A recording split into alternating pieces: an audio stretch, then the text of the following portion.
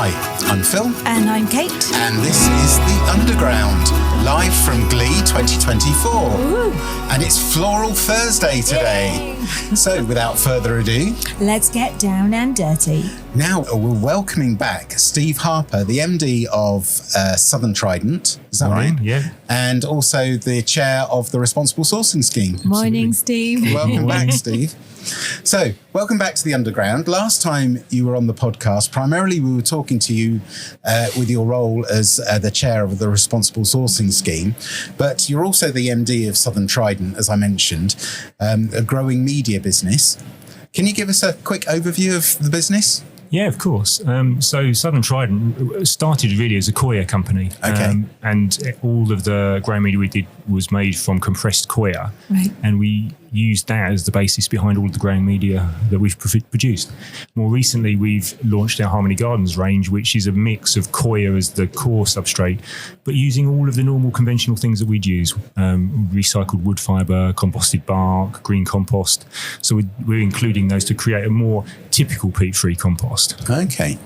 Can I just ask, how long has Southern Trident been trading for? We're a relatively young company. I mean, the company started early 2018. So we're only 6. Oh, gosh, I thought much older than that. No. And I've only been with the company. Well, I'm coming up for my 4th anniversary in October. Right. Okay. And what were you doing before? I don't think we asked this, did we, on the podcast before? No. I've not managed to escape compost and ground medium for 25 years. So. Okay.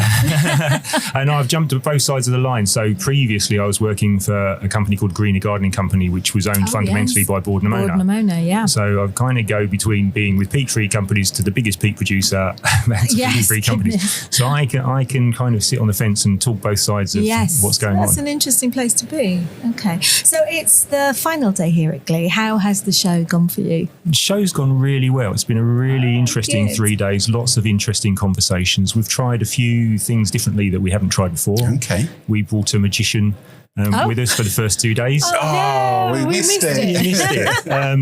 And he was great because he stood in the aisle, caught up with people, showed them a trick, engaged with them, asked them any qualifying questions, and if they were relevant to us, then he'd introduce them to us. So rather than us having to trip customers over in the aisle, we actually got them coming onto the stand smiling. Fantastic. Brilliant, we like that. That's a good trick. Uh-huh.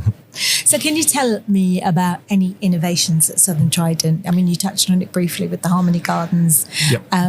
Tell us about what you brought out this year. So this year we brought a product out called Sassy, which is an aqua meter. In fact, I brought one here, so I just showed you these guys so you can have a look at them. Sassy is a Japanese invention. Thanks, Steve. One of the biggest problems that we're finding with peat-free compost is consumers, every peat-free is slightly different, and consumers don't know when to water the plants. They're either overwatering or underwatering.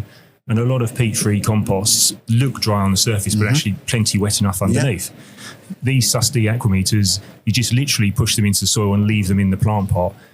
When they're white, the plants need watering. When they're watered, that top area will go blue. And you can see they don't need watering. So it just takes all the guesswork away. Really, I'm just going to describe it. It's a long kind of pen-like...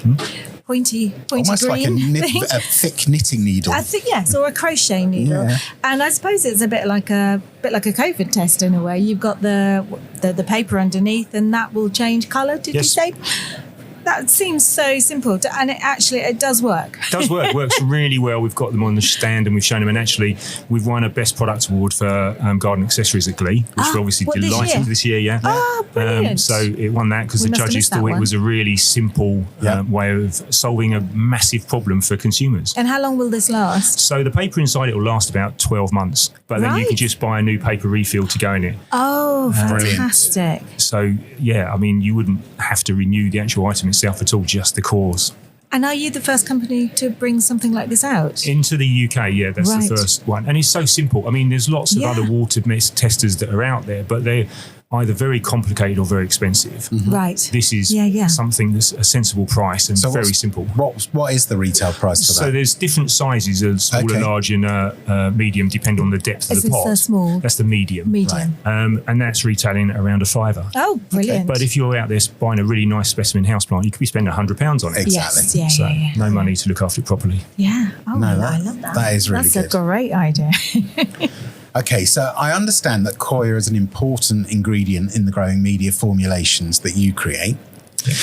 When we last spoke a few months ago, we discussed the fact that coir faces a lot of criticism as an ingredient for a number of reasons. But when looking at the facts, the arguments appear to be a logical fallacy, and the evidence would suggest that coir isn't as bad as it might first appear. Since we last spoke, you've actually visited the production facilities, I know, in India. So you have an even greater insight into the subject. Perhaps we can look at the different facets of that subject. We'll take them one by one, if that's all right. Of course. Yeah. So, but before we do that, why don't you help us on our understanding? And can you tell us a little bit more about what coir is and why coir is such a useful ingredient in peat-free compost mixes? Of course. So coir is the outer husk of the coconut. And ultimately, everybody's got to remember the coconut is being harvested for its food source. Okay. So all of the outer husk has been a waste material. And up until about 20 years ago, it just used to get wrapped up in waste piles, break down, release methane 27 times worse than carbon as a greenhouse gas. 27 times worse. And it didn't have any use. We're now taking that outer husk and it's being used for lots of different things. Obviously, longer fibres are used in things like mattresses, brooms, mats. Yep. And then we're taking the finer material, and that's what we're using as the coir. Some people call it cocoa peat. Yeah. And we're using that for growing media. Okay.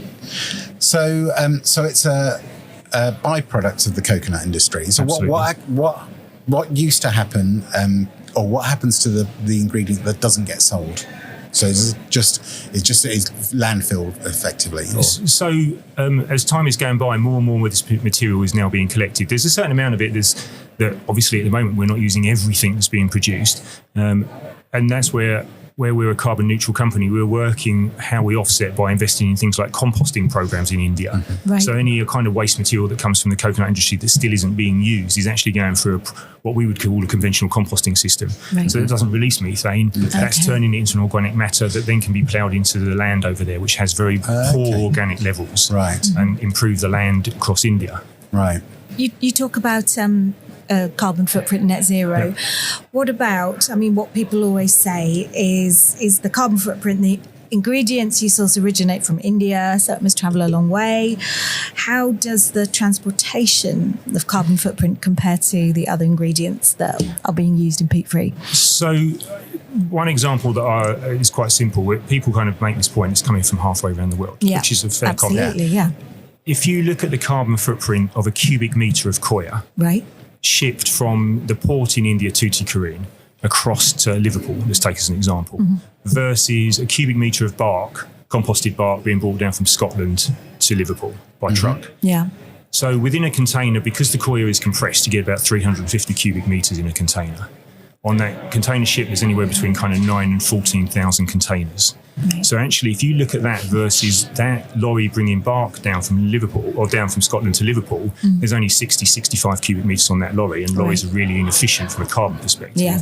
Actually, the carbon footprint of those two journeys, coir is about 40% less than bark for those two elements of the journey. Yeah, I think that's an important thing to remember. I think as I said it before, it seems like it's a logical fallacy. So it might appear one way, but actually when you look at the facts, it's slightly different. It is. And that's why you've got to look at the detail of it. And just a silly question, is it just the compost industry that kind of has this criticism?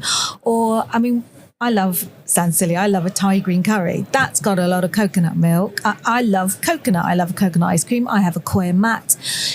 Do they have the same kind of criticism that you're bringing this coconut all the way around the world and you shouldn't be using it? Is it just we're being kind of targeted, like often the horticultural industry is? I can't really speak for the food industry and where coconut's used in there because I don't genuinely know. I know where the conversations used to bounce around with the whole palm oil thing, and that rainforests were being flattened and they were building these, growing the palm oil trees. I think that kind of criticism is sometimes thrown at coir and coconuts. Right. Okay. It's not true because they're not ripping down forests to plant plantations. Okay. Right. But I think people just make this assumption. So I'm sure within the food industry, perhaps that comes up as a thing. But I don't hear it. And bizarrely, when we talk to customers, they only talk about it with relation to growing media. Yeah. Right. And I think that's because of the peat issue previously. Yeah. nobody ever goes, well, you're using coir in your baskets, your hanging basket liners and your pots, or your coir mats. Yeah. Nobody ever raises the fact there's coir in those. Yeah. It's only the gram meters. So my assumption is we've gone through the whole peat issue. Yeah. And quite rightly, people are then questioning coir. Yeah. I don't have a problem with that as long as they question it in a sensible conversation and not just go out and make wrong statements, as it were, inaccurate statements. Yeah. So, as I mentioned earlier, you've been to India, you've had a look at these factories where, or production plants where the coir is getting produced. Yes. One of the other criticisms that gets levelled at the industry is the working conditions for the people who work in those in those factories. So can you tell us a little bit about what you witnessed there and how that works? Absolutely. I mean, as a business, again, we belong to an organisation called SEDEX, which basically looks at corporate social responsibility and the working conditions of the people that work on the various sites. So for us, it's a critical thing. Yeah. I've now visited numerous factories that we operate from, and also other factories that we don't operate from, just so that I can get a biggest picture as I can. Okay. And the working conditions that I've seen have all been really good. Okay. I've not seen any issues there. The relationships between, if you like, the management that I've been walking around the sites with and the staff all appears to be really good. The working conditions of the staff is very different to the UK, don't get me wrong, but they don't appear to be poor conditions in any way, shape or form. And they're earning money. And it's a massive earner for the population, particularly of South India. Right. If the coconut industry was taken away, the poverty that would come from that would be enormous. Right. Okay. Yeah, that's something that isn't addressed, is it, at all? Okay, so one of the final criticisms that is kind of thrown at coir is the use of large quantities of water, which, as we know, is a precious resource. What can you tell us about that? Do you know, this is kind of proved to be the biggest misnomer, I think. And what I can't understand is how this hasn't been explained previously. When I've gone out there and I've spoken to the factories and got to have an understanding of this, you wonder, why has this not come to light before? Because it's quite simple. So there's kind of two areas. So for 6 months of the year, it's monsoon season in India, and you don't need to use any potable water. Trust me, there's more than enough coming out of the skies to wash the material. So that's fairly straightforward. Right.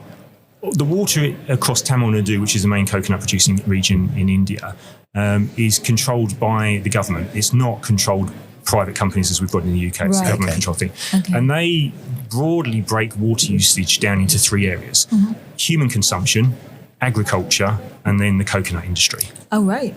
So they've got it. And what they treat the coconut industry, the water there is what they call commercial water. Right. It's all the same water, but they put that as commercial. Basically, they keep an eye on all of the water levels across the Tamil Nadu region. And whilst there is copious amounts of water, plenty of water, the coconut industry has access to water. Right. The moment water becomes constricted, the coconut industry gets switched off. Right. And they are not allowed then to take more water. So they can't create the problem. Right. If water becomes even more constrained, then agriculture is switched off. So there's always water left, if you like, for the human population. So the water isn't an issue. And in fact, I think in the responsible sourcing scheme, we have to look now, we understand that, how we measure that more differently. Then one of the other issues that's raised is what happens to all that wastewater. Yes. And that's been thrown up as a big issue. Again, talking to our main factory over there, all the wastewater, all the water that's gone through is washed the coconut. We use that water to water the coconut plantations. Right. So it gets pumped into the coconut plantations. So recycled. And it's absolutely recycled. And some people sit there and go, well, doesn't that drive salt levels up? Yeah. Well, that was going to be my thought, actually. But they've been doing it for decades. Right. And there's absolutely no ill effect. And I haven't dug into that specifically, but my assumption would be is because 6 months of the year there's so much rain coming down, that if the salt levels do increase slowly during the spring and summer, it all gets washed back away again when we get through to the autumn and the winter when the monsoon seasons are around. That's such an interesting myth, a myth to bust, because, you get this image of kind of this big greedy corporate companies taking all the water away, like when you see in Las Vegas, it's a desert and then you've got these incredible hotels with green lawns and it's being watered. That was kind of the impression that is given, And it's absolutely not the case. Not the case. And is that with every region where coir is produced, or just where you get your coir from? You can't. So I can't answer for every region. I can't answer for every country. I've been to Kerala and Tamil Nadu in India and core areas in there. I subsequently went back over again briefly and spent a couple of days in Sri Lanka, and I'm still looking at what's happening in Sri Lanka. But my understanding is it's not dissimilar in Sri Lanka. Okay. I can't argue for places like Indonesia, but then we don't take much coir from Indonesia in the UK. Okay. Sounds like a terrible job you've got there, Steve. I've been to Gretna Green to look at peat factories. And I'm waiting for the invite to India. When you came on last time, Steve, you told us that one of the things you do to prepare for Glee is to go for a 5K run in the mornings. Indeed. How's that going? It's good. The last 2 mornings I've got up and I have felt tired, quite frankly. And I've just literally thrown my running gear on at 6 o'clock when the alarm has gone off, gone outside, stumbled outside. But once I'm a K or so into the run, I've kind of woken up, I put a bit of music on while I'm running. By the time I come back at the end of the 5K, ready for the day. Really? So, yeah, loved it. I wish I could do that. So have you had a chance to look around Glee? A little bit, not a lot, I have to say. I mean, every year I'm always disappointed by the fact that I don't get the chance to look around, because ultimately we need to be on the stand talking to customers. Absolutely. So I've only had a brief wander around. So there's probably lots of things that are out there that I haven't seen. Yeah. So nothing's caught your eye yet. Nothing hugely's caught my eye, but that's not probably because there isn't lots of amazing things going on. It's just... You haven't had the chance? I haven't had the chance. Oh, well, hopefully you might get a bit of time today when it starts to slow down a bit. This afternoon's generally relatively quiet, so maybe I'll get a wander around then. Yeah, well, all the best with that and the rest of the show. And I think that's a good place to leave. That's a good place to... Yes, thanks, guys. Thanks so much. Thanks Great to talk to you Steve. again.